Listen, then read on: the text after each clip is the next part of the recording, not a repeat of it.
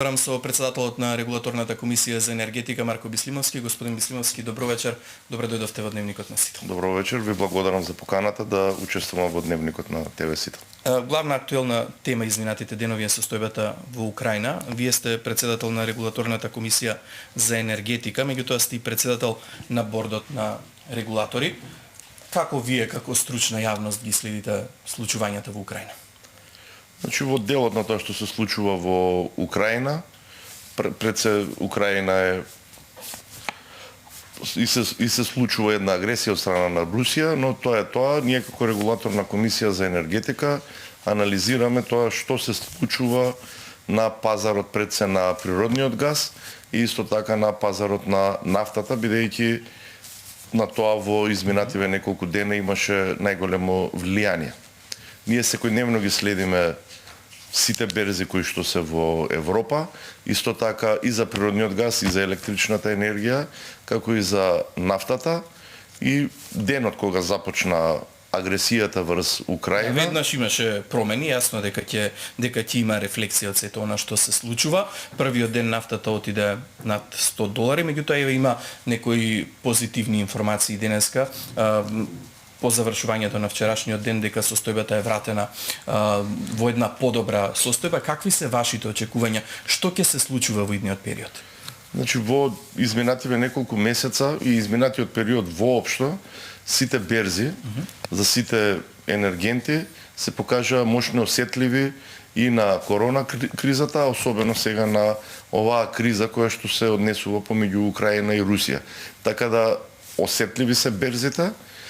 Она што радува е што вчерашниот ден да имаше некое намалување и на цената на природниот газ, и на цената на електричната енергија, и на цената на нафтата, но тоа е мало намалување споредено со она што го имавме, да речеме, во понеделникот.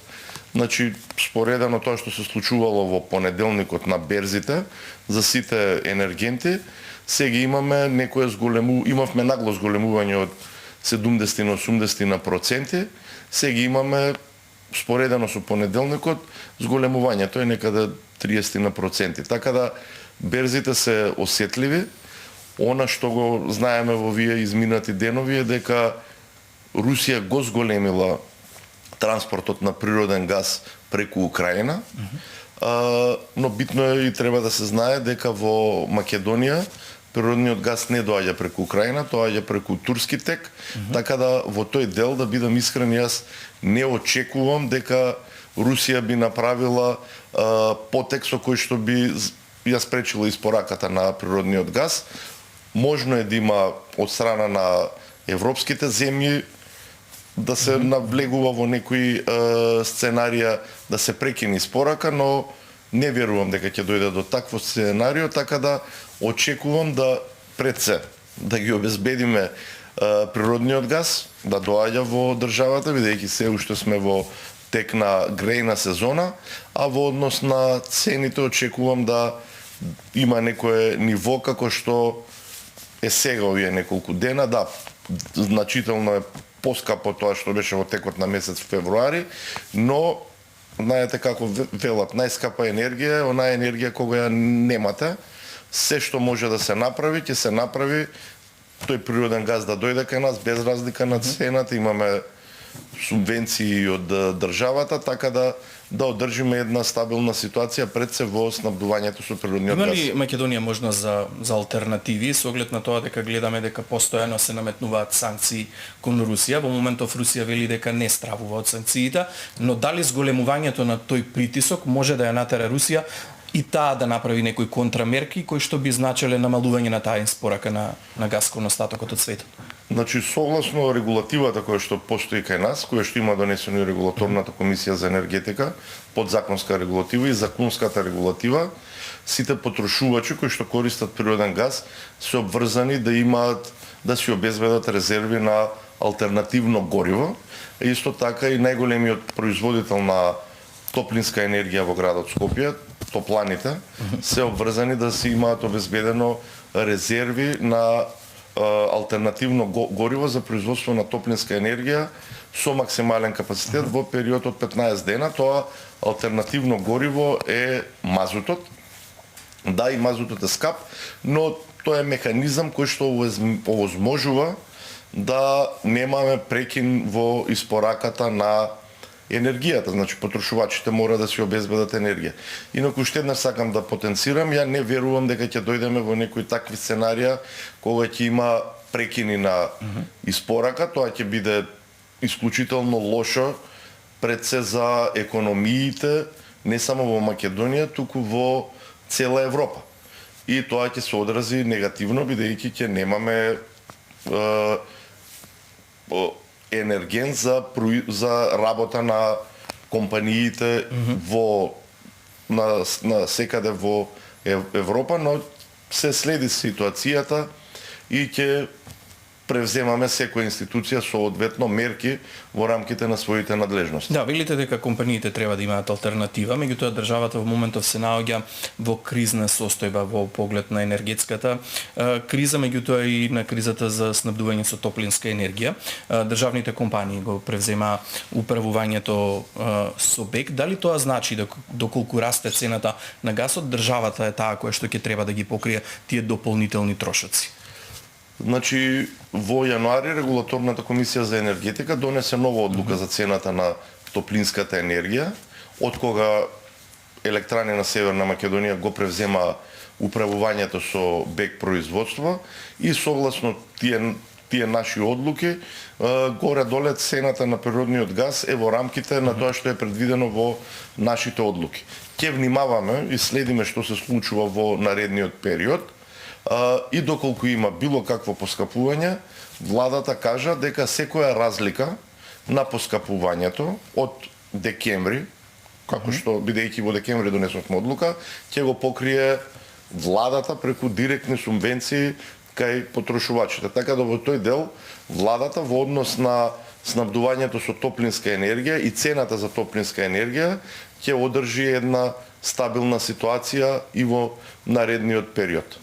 Мора да споменеме и нафтата и нафтените деривати, бидејќи тука притисокот најмногу го чувствуваат граѓаните, крајните потрошувачи. Гледаме изминатиот период дека речиси секоја недела расте цената на горивата во државата. Што да очекуваат во понеделник граѓаните? Ќе расте ли повторно цената?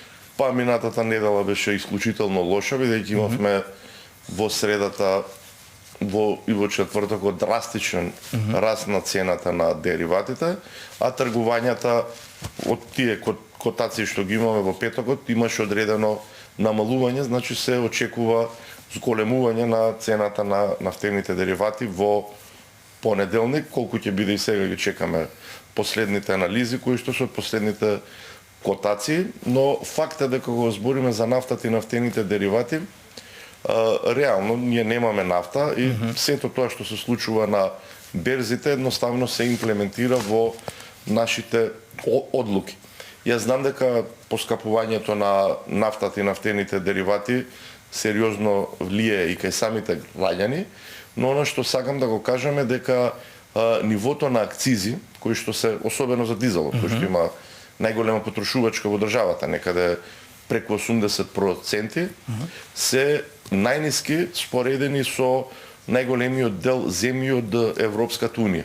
И доколку ја анализираме ние цената на дизелот, во нашата држава е некаде 1,20 евра за литар, додека ги споредиме например со Албанија изнесува 1,6 евра, Србија изнесува исто така 1,53-4 евра, Хрватска исто така има исклучително висока цена на дизелот, Босна и Херцеговина има повисока цена на дизелот, Косово има околу 1,3 евра по литар за меѓутоа, дизелот. очигледно многу важно е и што прави државата во една ваква ситуација. Дали на тие средби разговори во владата воопшто се разговара за намалување на притисокот врз граѓаните, бидејќи кога ќе се земе крајната цена, која што ја плаќаат потрошувачите, најголем дел од таа цена повторно оди за давачки кон државата. Се размислува ли за намалување на тие? Значи во делот на цената на дизелот 50% отпаѓаат на набавната цена и курсот на доларот кој што ги имаат влијанието, кој што имаат влијание врз крајната цена, 42-3% има влијание државните давачки, тоа се акцизи, данок на тука може да додадена делува вредност. државата. и има одредени давачки во однос на заштита на животна средина и давачка за за складирање на државните резерви и остатокот е маржа некаде околу 7% кое што го определува регулаторната комисија за енергетика. Значи во изминатиот период ние сме во постојана комуникација со трговците со нафта и нафтени деривати и факт е дека и тие се соочуваат со зголемени трошоци, бидејќи ние признаваме трошок за транспорт на нафтени деривати од $20, а факт е дека тој трошок веќе не е реален и е далеку повисок. Исто така имаат зголемени трошоци за електрична енергија, така да сме во постојана комуникација со трговците и во текот на наредната недела ќе одржиме заеднички состанок и со трговците, исто така и со соодветните државни институции кои што имаат влијание на давачките кои што се однесуваат на нафтата и нафтените деривати и ќе се обидеме да имаме една реална слика за тоа што се случува, така да во текот на следната недела ќе информираме јавноста за резултатите од овој состанок, но уште еднаш сакам да потенцирам дека во овој кризен период, каде што има драстичен раст и на цена на електрична енергија, на природен газ и на нафта и нафтени деривати, многу малку се збориме како општество за штедењето. Значи ние да се расчистиме и да разбереме сите дека од комфорната зона, кога имавме реално ефтина цена за електрична енергија на берзите, исто беше и за природниот газ, излегов. Сето ова што го имаме во моментов е 5-6 пати повисоко од тоа што било во 2021, 2020, 2019. Така да мора да зборуваме и за рационално трошење и на електрична енергија, и на природен газ, како и на нафтените деривати. Едноставно мора тоа да ни биде битно, затоа што во криза, помеѓу другото, мора да се штеди. Не можеме да живееме во уверување дека се е исто како претходно. Не е исто. Сите фјучерси на берзите и за природен газ, и за електрична енергија, и за нафта покажуваат овоа ниво на цени. Никој дури за 2023 цената и на електричната енергија и на природниот газ, согласно вчерашните тргувања на релевантните берзи кои што се во регионот и кои што се битни за Македонија, покажуваат зголемување на цената на електричната енергија во однос на таа од 2021 за 4 пати. Значи, светлото на тунелот не го гледам. Мора секој да си превземе индивидуални мерки. Компаниите го гледаат дека имаат сериозен проблем и со цената на електричната енергија, реално се на слободен пазар и нивната набавна цена е реално зголемена. Но се покажаа доста флексибилни и жилави и во изминатите 3 месеца имаме издадено лиценци за производство на електрична енергија на фотоволтаици пред се од македонски компании 30 мегавати. Тоа е на ниво на нешто помалце од последната хидроелектрана која што сме направиле во државата, Света Петката има 36 мегавати.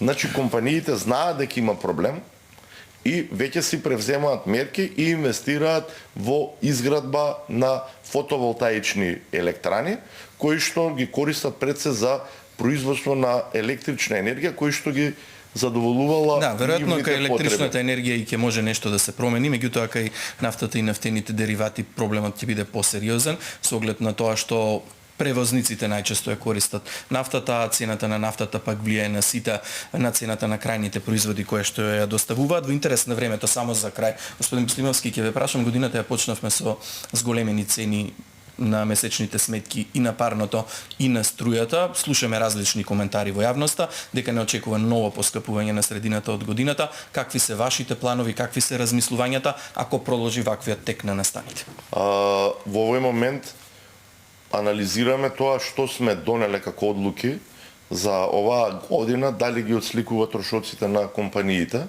Туку уште една сакам да потенцирам дека на ниту една компанија на која што ние им ја регулираме цената, не дозволивме да остваруваат профити.